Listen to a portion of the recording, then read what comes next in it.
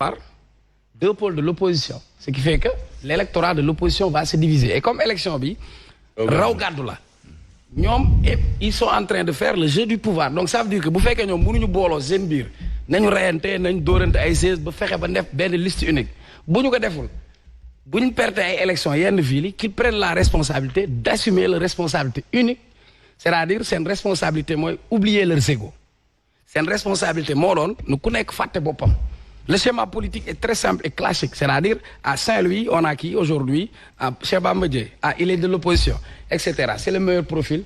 Dans toute l'opposition, on a un consensus pour que mon qu'est-ce que soit un candidat à Saint-Louis parce qu'il aura en face de lui l'État.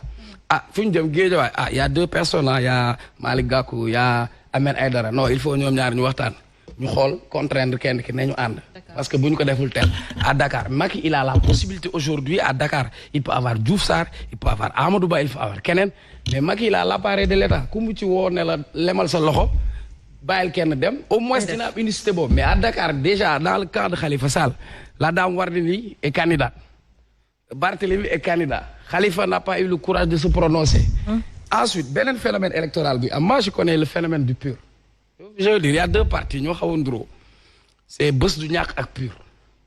C'est une particularité li ko génnee sax élection législative 2012 ils sont sortis troisième dañu am benn type d'organisation et de discipline boo xam ne ils sont assez implantés donc c'est un grand parti sëñ Moustapha Sy contribué na ci politique gu Sénégal et wax nga dëgg baayam contribué na face à Senghor donc il a cette très grande culture politique maintenant bu loolu weesoo beneen mën ngeen def seen coalition ci kaw mais la réalité sociologique à la base bokkul ak réalité bi nga xam ne moom moo am ci kaw je vous donne l'exemple à Dieng vous avez quelqu'un qui habite à Malika il s'appelle Mor Ndiaye c'est un cadre que je connais qui est bien qui est brillant alors moom mën na am réalité foofu parce que am na beneen réalité socioculturelle bu fa nekk am na ñeneen parti yoo xam ne coalisé wuñ ci kaw mais c'est une coalition au niveau de la base parce que élection locale du kes nit mën na bañ a bokk ci parti te am une plus-value loolu beneen sincèrement fu ma d'accord yow peut-être sa analyse mooy bi nga ne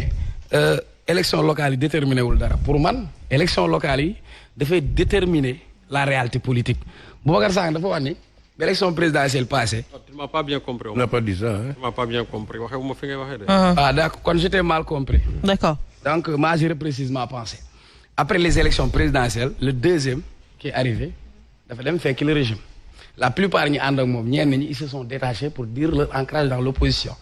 Dès l'instant le jeu politique commencé ubbeeku il fallait qu'on détermine ñan ñoo bokk ci nguur ñan ñoo bokk ci kujje mais élection locale yi mooy déterminer Boubacar Camara par exemple ci élection yi dina xam ban lan la représenter Grand Yoff wala lan la représenter Dakar élection yi dina tax leader yi ku nekk di nga xam sa assise d'abord au niveau local mais ensuite Macky Sall dina xam ban territoire la mag bu mu amul.